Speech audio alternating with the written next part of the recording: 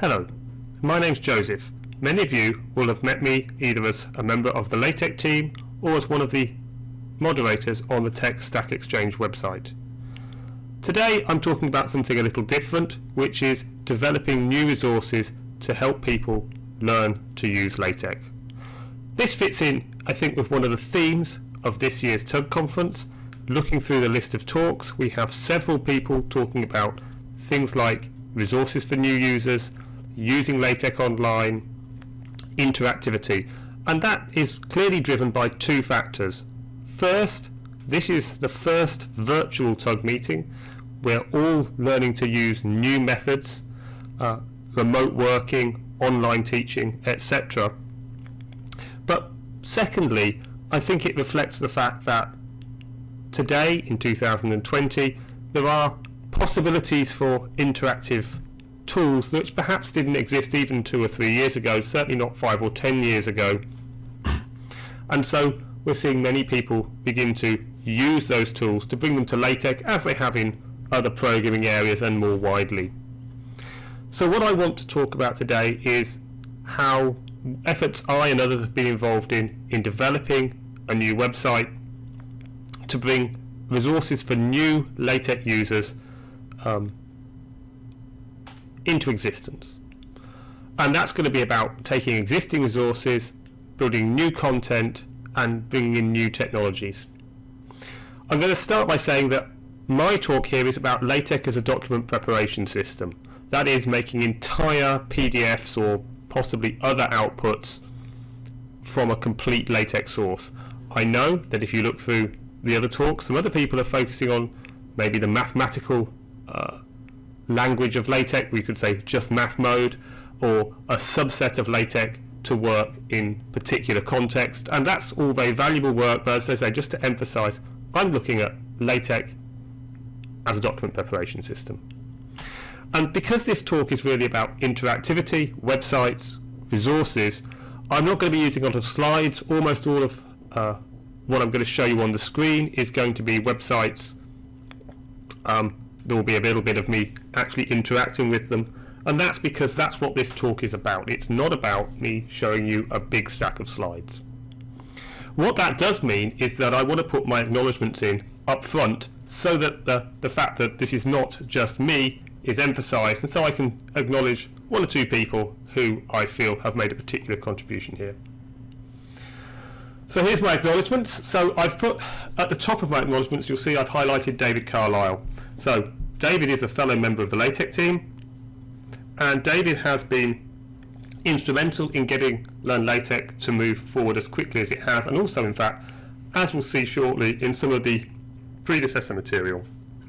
I've acknowledged on here everyone who has added text to the website as it now stands. There are other people involved, and they will get mentioned as we go along. You'll see there are several members of the LaTeX team on this slide, and I'll mention why I think that's important in a little bit. But there are also other people who have been involved. I think possibly the biggest single contribution here is from Dung Vu, who has done, as we'll see in a bit, and translated the entire site into Vietnamese, which was done incredibly quickly, and I'm amazed at. I'm also going to thank some people for funding, and I'll explain where the funding is going to come in a bit, because you'll see I'm going to start off with no funding going on.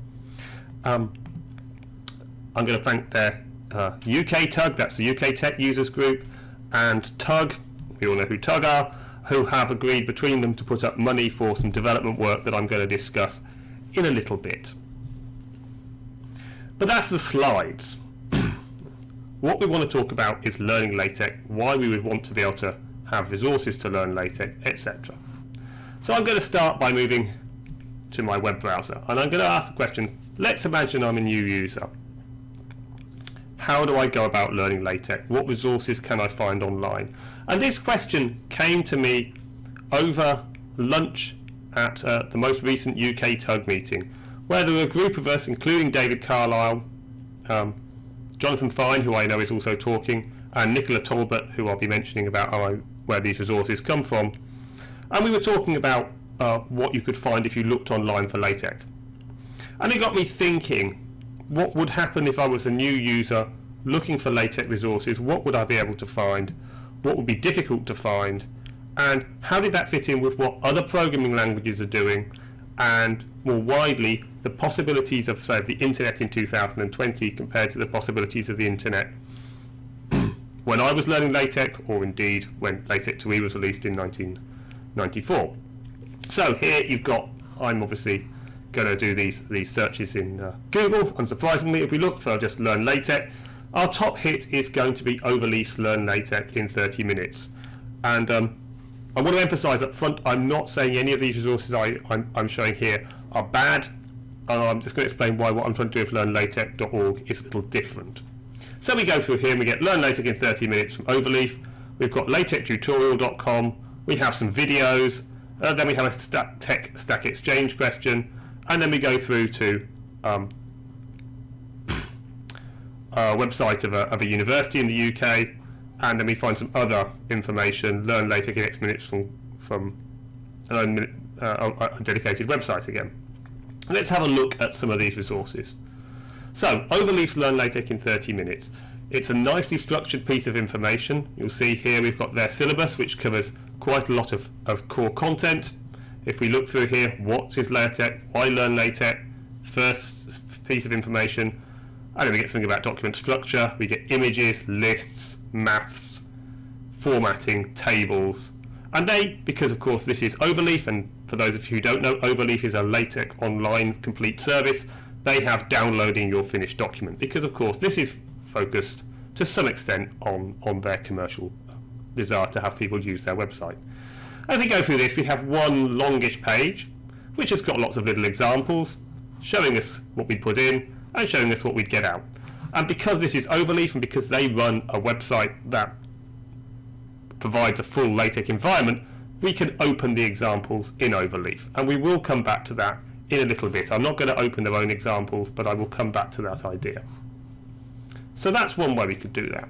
If we took the second hit, we have LatexTutorial.com. This is quite a new website, and this is actually in many ways the closest to what I'm trying to do with LearnLatex.org. So if we go through to the tutorial, we've got a syllabus again, and we'll recognise some of the things are the same. We've got packages, math mode, pictures, but here we get some more advanced stuff, making plots, drawing graphs, source code highlighting, and circuit diagrams, etc. So this is a bit more advanced. If we look at some of these lessons, let's just pick one out at random. Let's look at math mode. We see here we've got a quite nicely presented website. Similar idea, we have an example, and which tells us what our output would be. This site has some nice summing up. There is a little summary on each page. I quite like the layout here. It's quite a well-designed site. But that's a second example. If we're an interested user, we might look at a few more resources. We might spot Tech Stack Exchange. Now then, obviously we could just go and look through Tech Stack Exchange questions and answers. However, they probably aren't going to be very structured. So that's going to be a classic cargo cult way of learning a language, of picking out different resources there, looking at them, and trying to pick out little bits. But there's one question here. If we're looking for learning, what are the good resources for beginners? And if we go through here, we've got a load of questions, and the highest voted is the LaTeX Wikibook. We'll come back to that, the not so short introduction, and we go through and there's some other resources pointed to. So we might go through to the Wikibook. Here's the Wikibook, maybe not quite so exciting visually, and there's a long list here of stuff, and there's a lot of information in here. If you look at the PDF version of the Wikibook, I think it's about 600 pages. So there's a lot of stuff here, and if we pick out something similar again, text formatting for say, we get quite a long list of information, and then we get our little examples once again. Or we might be a traditionalist. We might decide to go for a book. And here we are. So I just did a search on Amazon for the book that I learnt from first, Kopka and Daly's Guide to LaTeX. One that I'd still say is not a bad place to start. It's actually out of print nowadays, I believe, but you can still get it second-hand on Amazon. And you'll see if we searched on Amazon, we'd also get pointed to Stefan Kotwitz's LaTeX Beginner's Guide, the LaTeX Companion 2nd edition, which, for those of you who aren't familiar, it's more of a reference work. Guide to LaTeX that's an earlier version by Patrick Daly. And then we might look down here, we might spot some other introductions by various other people. Practical LaTeX by George Gretzer is pretty good. So there's books we could look to, but many new users are not going to look for a book. You might still say that's one of the best ways to get a structured introduction, and maybe people who've got a hardcore programming background might go that way. But not necessarily. So that's what we'd find if we look for LaTeX at the moment. Depending on your search, you might now find learnlatex.org if you use other search engines. But I just wanted to show you briefly what we'd find. Now let's take another language. Now I said, right, what do we find if we search for Python? Python's a popular language, lots of users, etc. Now the top hit for me is this site here, Learn Python with a Course, which is a very nice looking course, Code Academy, and it's got a thing where it tells us what's going on. Unfortunately here we'd have to log in to see anything. So I'm going to skip over this one and go to one that really shows you some of what I'm interested in, which is learnpython.org. And if we see up here, learnpython.org is part of a family. We've got Python, Java, HTML, Go, C, etc. The same idea for many common programming languages. And what we find, if we just look at their Hello World example, here we've got their Hello World example, and what we see we've got input over here. This is what you're going to type in. And then we're going to see what happens if you run it and it comes out. So I'm going to run their example, and the line gets printed. What do we notice? We notice that we can try the examples in the web page, and also this web page is pretty short. Short tutorials, little examples. Now I don't know much Python, so I'll be absolutely honest, I have no idea how good this introduction is. You see that they've got, I don't know, maybe 20 lessons going from basics, some data science and some advanced stuff, and then they point to other resources. And as I say, if you look at this, we have a series of different languages, and if you look through them all, the general structure is the same. There are other sites that do the same thing. So what's the point I'm getting at here? The point I'm getting at is that there are lots of good resources out there already. There's a lot of agreed content. If you actually look over several of the good introductions to LaTeX, they cover much the same stuff. But there hasn't been to date a site you can go to and say, let's try out these examples in the page.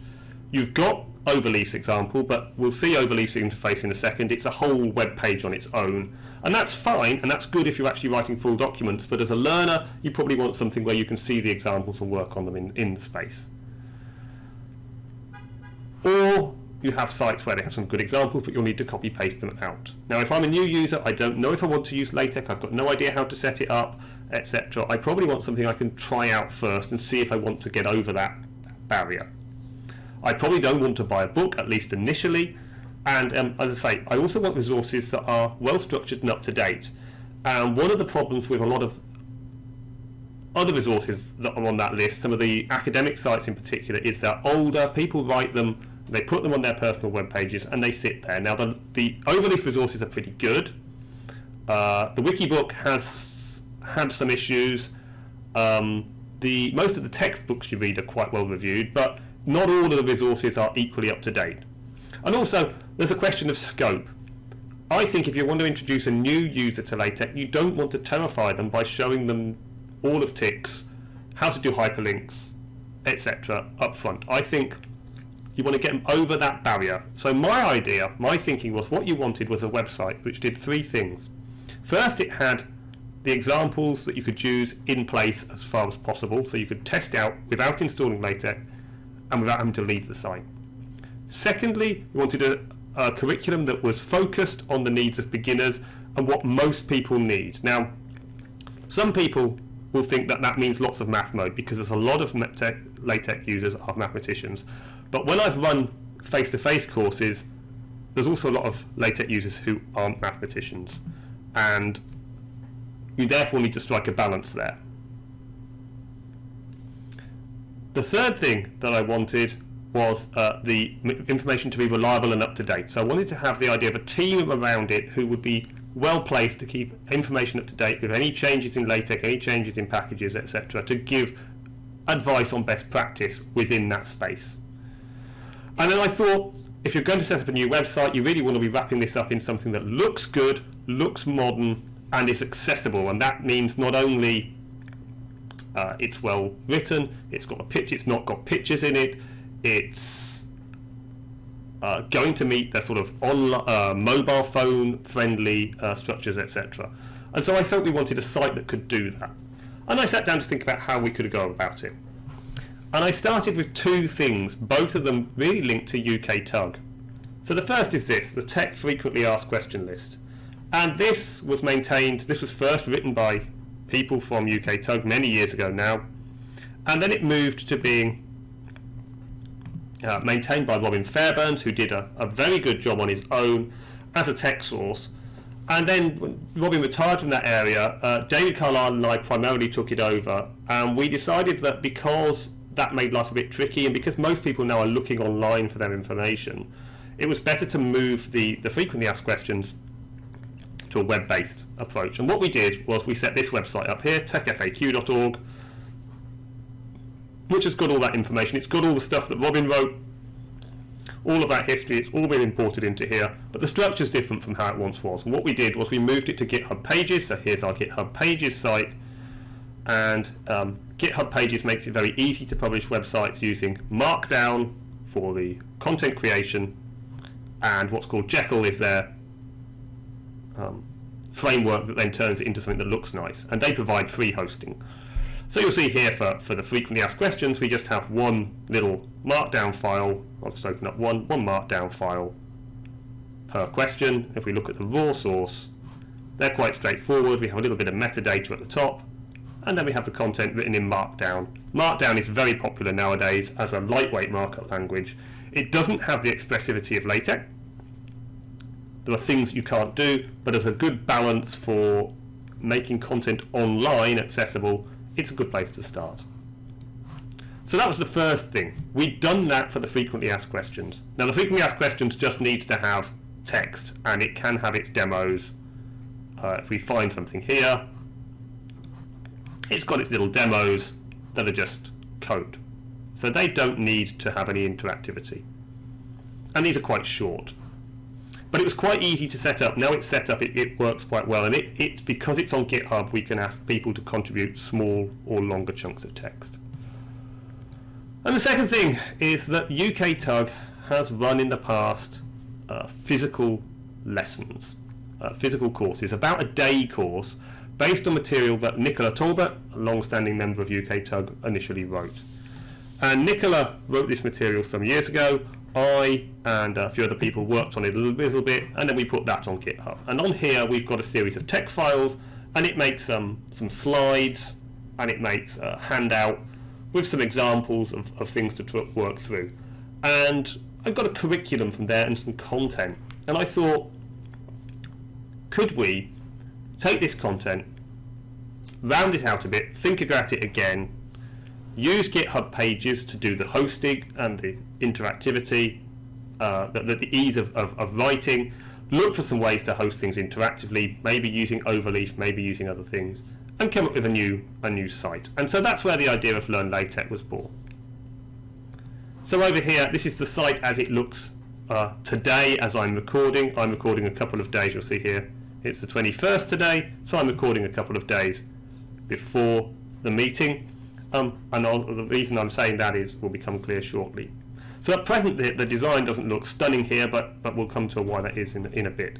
So what I did is I took this idea and I first raised it with the LaTeX team, because I thought I wanted the LaTeX team to be involved to a greater or lesser extent. And I raised it with a few other people who I felt could make a useful contribution. People like Carl Berry, Barbara Beaton, some people at Danta, Paolo, who is my design wizard, etc. And what we did was we said, I first asked people if they thought there were legs in it, and then I said, okay, let's start this off, let's set up a GitHub organization, and we'll go to the GitHub source for this. So here we have learnlatex.github.org, and we have an organization which has got a number of people who have joined it, which most of those are people we saw a little while ago on my acknowledgements. And I started off by sketching out a curriculum. And this is the curriculum as we've agreed it now. So I'm going to say that we've had a couple of changes on here because we've reordered stuff and we've brought in some new lessons, and it grew a bit. I started off with the idea of 10 lessons. It's now at 16, and we'll see actually it's not actually 16, it's a bit more than that. But we took this curriculum. Starting off, you'll recognise much of this. It's similar to what Overleaf do. What is LaTeX and how does it work? Working with LaTeX, first document, and then moving through some common ideas. And you'll see that we only go as far as longer documents, Unicode engines, and then errors. And we don't get into more complicated topics. And that's because we wanted to keep it relatively focused. We'll come back to this additional specifics and the further study in a second, but the key point is we've got about 16 lessons here. And so we sketched out a curriculum. This is not quite the same as the UK TUG lessons. It's slightly reordered and slightly expanded. It's not the same as Overleaf. It's not the same as LatexTutorial.com, but it's similar. It's got lots of things in common. And so then we started, we agreed on this, then we agreed with the team of people that we would start pulling in content that we already had and writing new content to fill out these pages. And one of the things that became apparent, so if we look here, we see we've got quite a lot of text going on. We'll go to what is LaTeX and how does it work. So it starts off with an introduction that LaTeX isn't a word processor. And you see this is a very short lesson. This is all fits on one page. You'll also see down the bottom we've got this thing that says see more on this topic, and this is one of the first things we realised.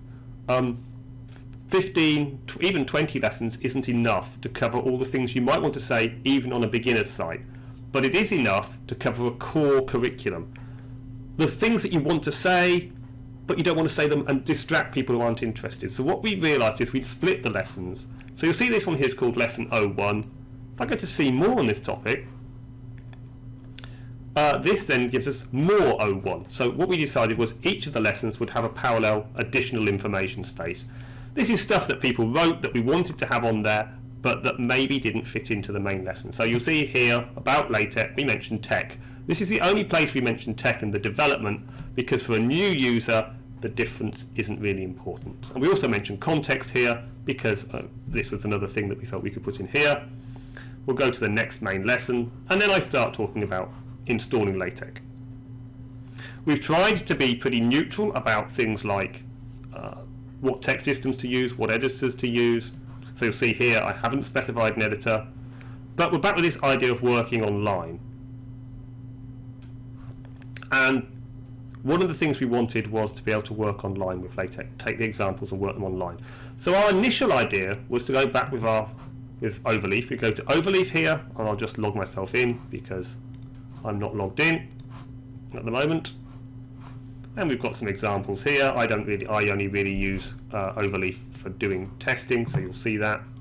So we'll go to whatever here, and this is what Overleaf looks like for anyone who doesn't use it routinely. So you'll see you get an editor window that has, like many desktop LaTeX editors, you have source on one side, output on the other. But you'll see it's basically a full web page, and that's, as I say, fine for editing. So we thought, well, we could use that. We could have our examples, we could have a click through, and they could go to Overleaf or somewhere else. Now at the moment we've chosen Overleaf on the buttons we have on the site. That's because on balance it ticks many of the boxes I had in mind.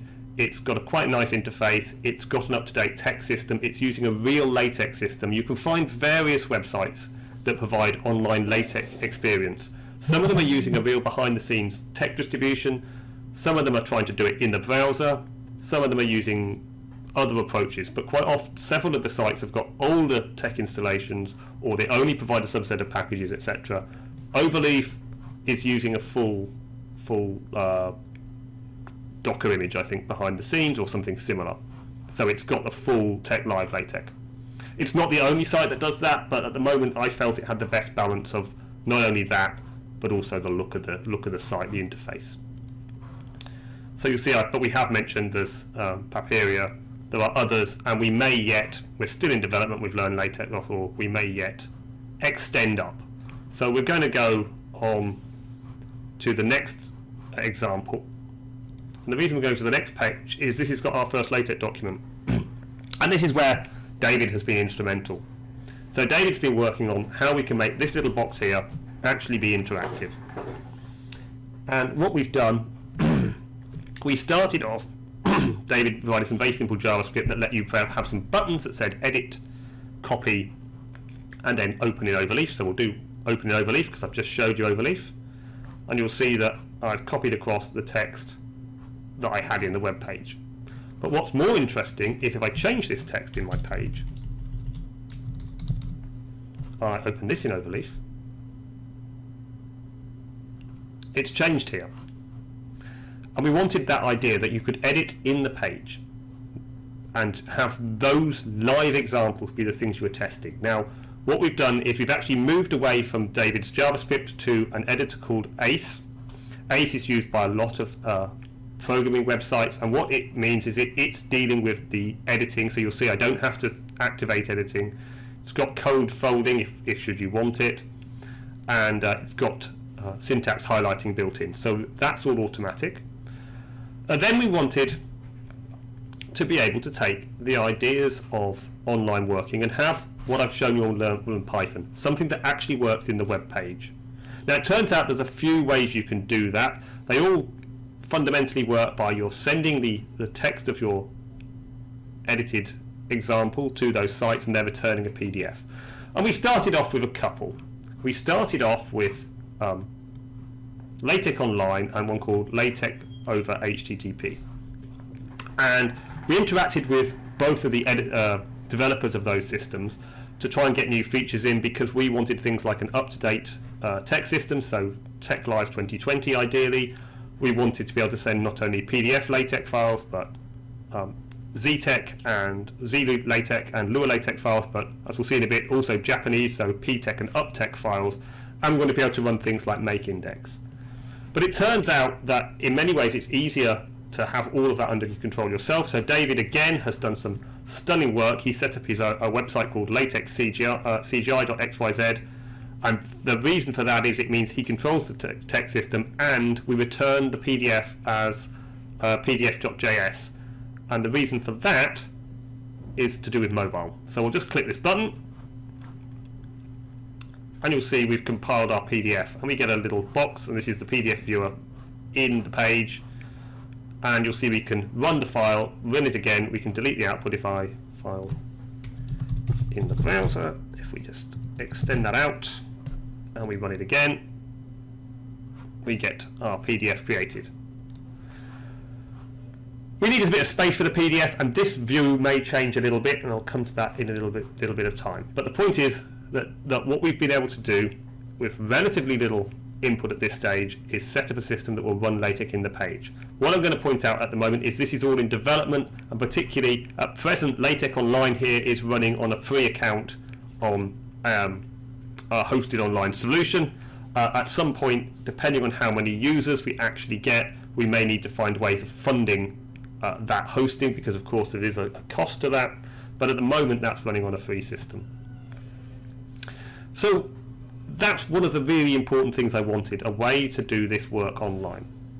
So that's important when you start getting more complicated examples. And you'll see that here we have our lesson. It's not that long, it's got a couple of examples. And we've got an exercise area. Now the exercises is something we're still working on. At the moment these are based on how they were run for UK TUG. We've said here, given people stuff to do. They haven't got a formalised do this, do that approach or a summary. Now we may bring that in, we're still agreeing on it. Okay, so that's the basic idea. If we go back to the main site, you'll see we've got quite a lot of lessons. I'm going to go to maths because maths is one that people will be interested in a lot. So we made a decision here. We didn't want to overdo the math mode. So what we did is, if you look in our maths lesson, we've got basic maths, we've got inline maths, we've got some display maths, we haven't got a long list of symbols, we do mention AMS math, we give an example of this so people can see the power, we say about fonts, and we give people some exercises. But we then point to the extra details, and Barbara was instrumental here in making sure that we got examples of things like alignment, columns, and bold math, and math tools and Unicode math packages. This is the first place we get to see that David added on support for the magic comments that are used by TechShop and TechWorks, so they also work on LaTeX CGI, so that we can click this button and now we'll be running Lua LaTeX, not PDF LaTeX, and so we'll be able to use Unicode math. I'm going to go back to the main page and just show you some of the more advanced lessons as well. So we've got structuring longer documents. So here, longer documents, we need a whole load of other source files, which we can see here. And setting this up so you could edit them in the page, David had some useful interaction both with Overleaf and the various people developing some of the LaTeX online systems, so that this will work so you can edit all of these files in place without having to do any special tricks in the page, and so that everything is returned as a single PDF. So this is going to compile not only this file here, but also the files that are further down the page. So you see we've got all of this included material which comes about from these. So that's again quite a lot of work. We've had some very useful interaction. I have to say Overleaf's support have been very helpful and extended their API so that we could do that on their site. So that will work with if I click the Overleaf button, you'll see we have all of those files sent across. So where are we now? So we spent time, wrote these lessons. Dealing with errors was a new lesson that wasn't on our original curriculum, but again, various people on the team felt it was important that we explained how error messages work because people misunderstand them. And of course these examples will error, and what happens there is we're going to return the log so people can see exactly what we'd expect to see if we look down here. One of the things that came up quite early on was languages. So we started off with the idea of having the site written in English, and then people asked us about translations, and this is something I'm going to admit, if we go back to the Tech Frequently Asked Questions, it's in English, and because of the way we set up the URLs, it's going to be difficult to ever change it from just being in English. There's also a lot of questions there, and I wouldn't want to translate all of that. Over here though, in the Learn LaTeX, we had the opportunity early on to extend our language coverage. And so this came up pretty early on, and we realised yes, we should be looking beyond English.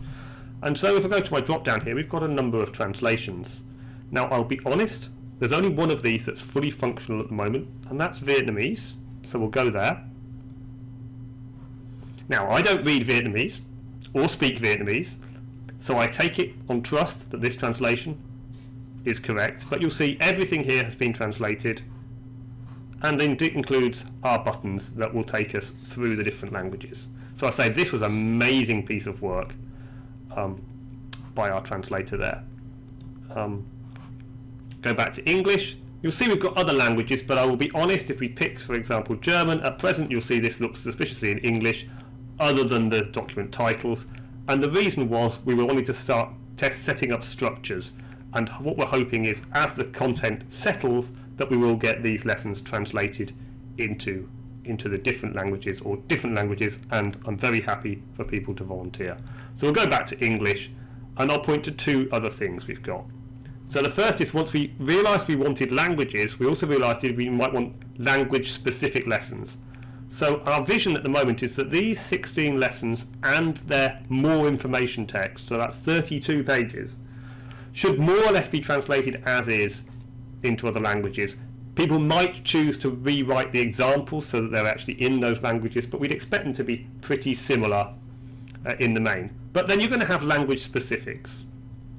So for English, we don't have a lot except UK versus US English. But if we go back to our Vietnamese example, obviously there's more to say about Vietnamese, and here our Vietnamese collaborator has written up a load of information about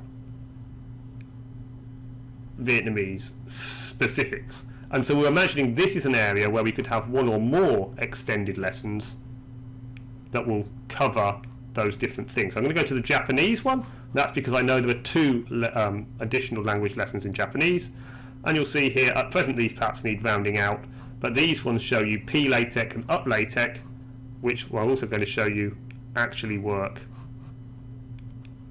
online. And of course Lua LaTeX as well can also do East Asian languages.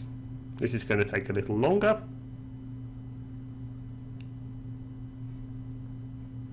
Or maybe my live demo isn't going to work.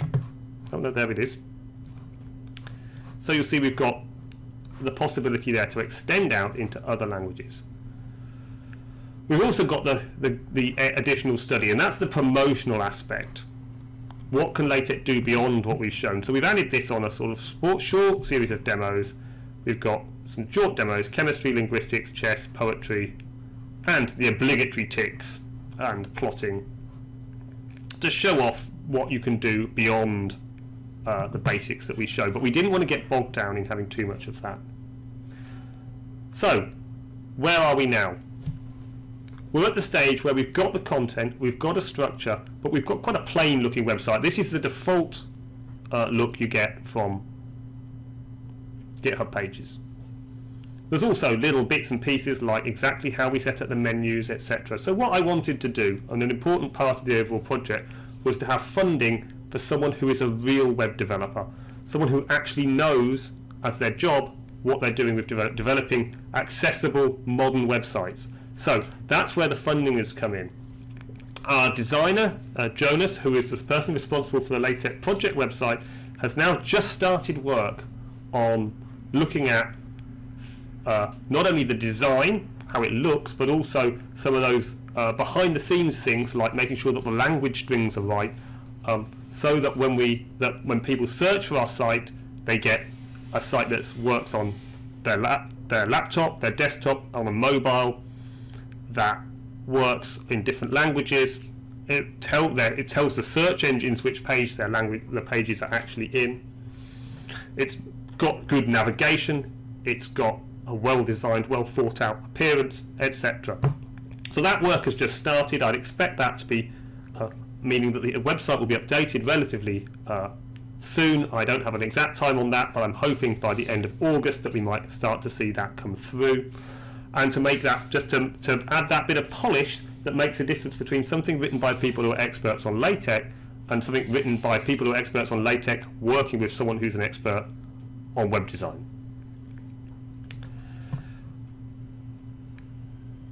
You'll see that we've actually gone beyond what I expected to do. When I started this off, I thought our examples would be running on Overleaf, and that would be the closest we could get to having examples in the page. But David has done a massive amount of work to get that working pretty smoothly.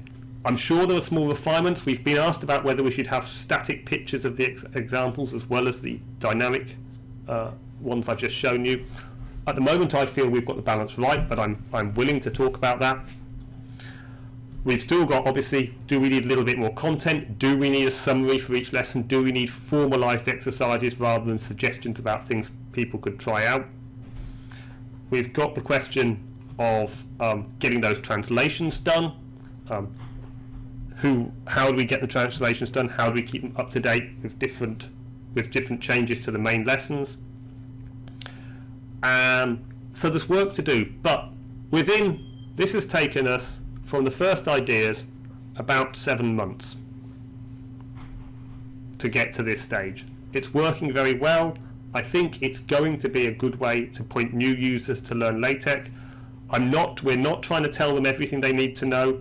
You'll see that our final lesson is accessing documentation and getting help. We point to TechDoc, we point to CTAN, we point to various books, and we tell people how to ask questions.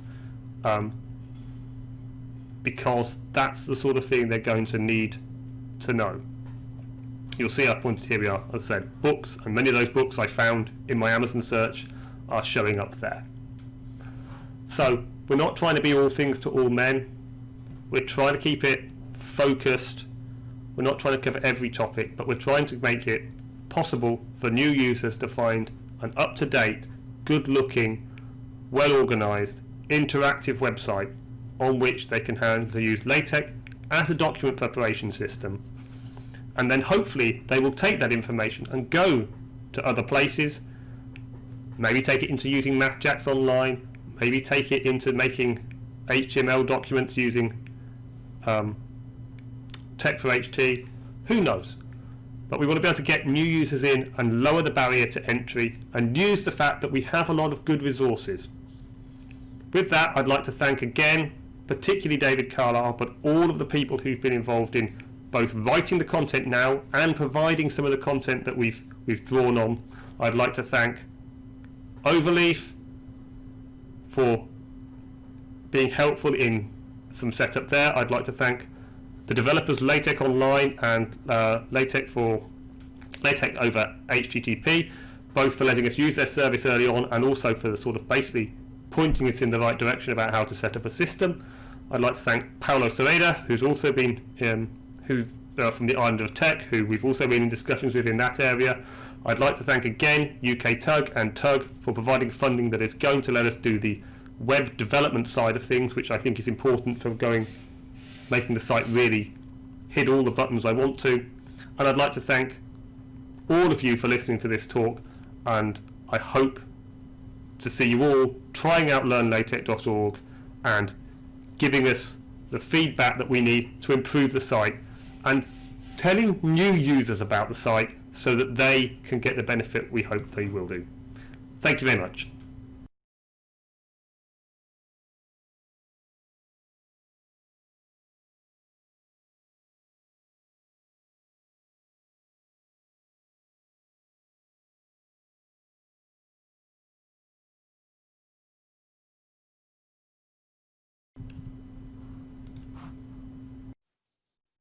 Okay, thanks, Joseph, for the talk. Unfortunately, Joseph wasn't able to reconnect, so we have David Carlisle. Hi, David, for answering the questions or giving any comments.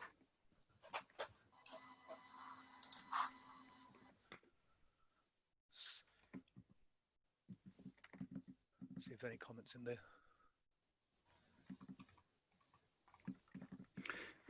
David, there's a question by an anonymous attendee. Do you see the possibility of teaching LaTeX to teenagers in schools as an option? Well, it depends on school teachers rather than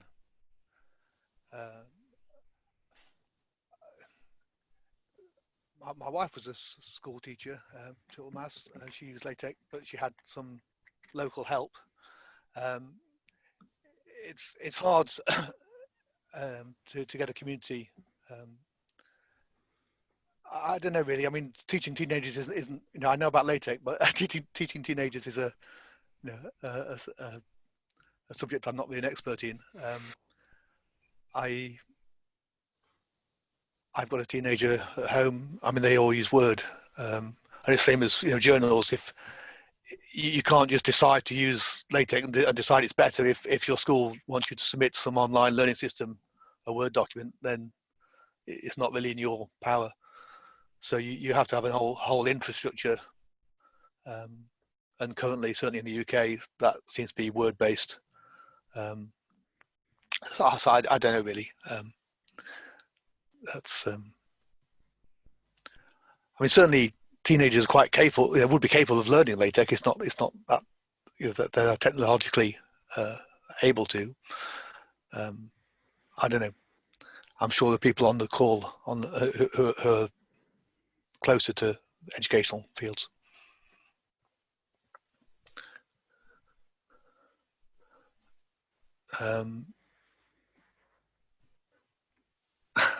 Somebody just made a rude comment about Emacs, which I shall ignore. Yeah, so Paula's just asked, do you think tech should be thought of as a text as a service from now on rather than local installations? I suspect not, although I think it will use far more. I mean, Overleaf, I don't know how many million users they're claiming at the moment. We've had quite a bit of success of using it here. I mean, the LaTeX CGI server that was being demonstrated there is actually it's an Amazon AWS service, which is free for a year. It's not a big machine. It's only one gigabyte memory, an 8 gigabyte disk that's got 7 gigabytes of TechLive on it. But it's it's a free service. So these things are quite easy to set up these days. So it will be used far more, I think, to use Tech Online to I think Boris mentioned in his talk last night, just before I fell asleep, that saving the pain of having to install LaTeX system to beginners at the start is a big win, because that was always the problem, that you had to do that. That's obviously often the hardest part, and you have to do it first. So having an online system does really solve that problem.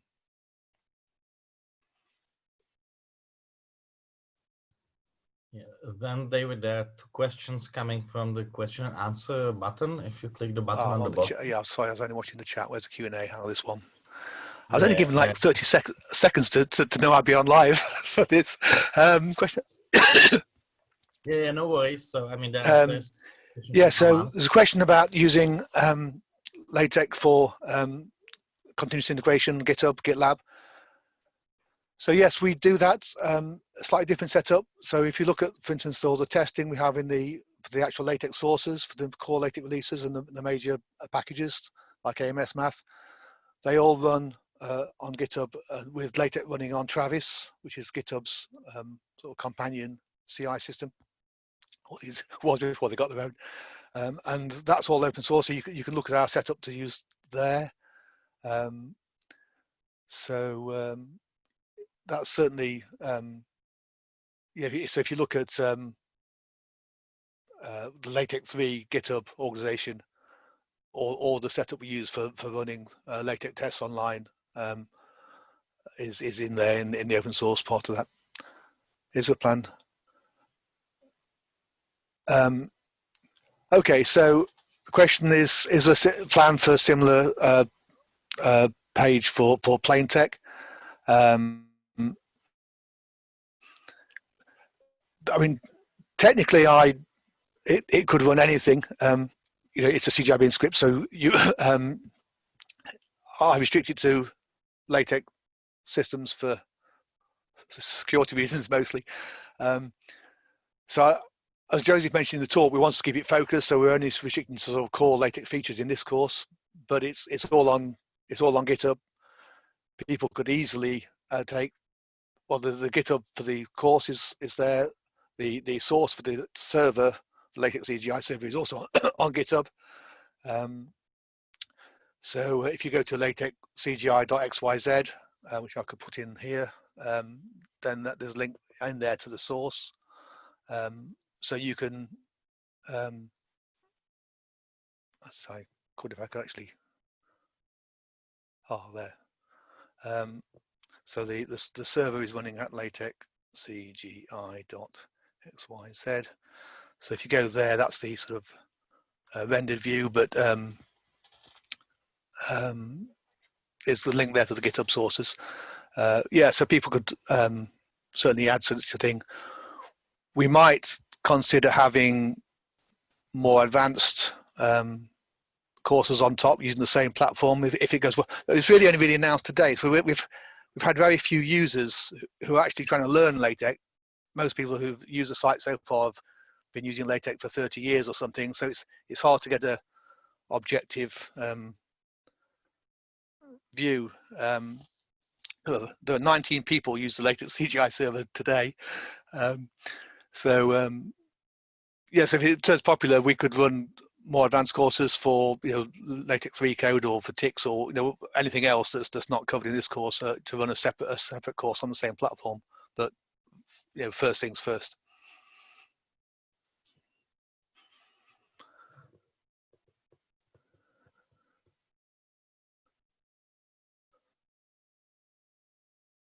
So, have I missed any more questions? I can't see any more questions, and I think that's all we have time for, unfortunately.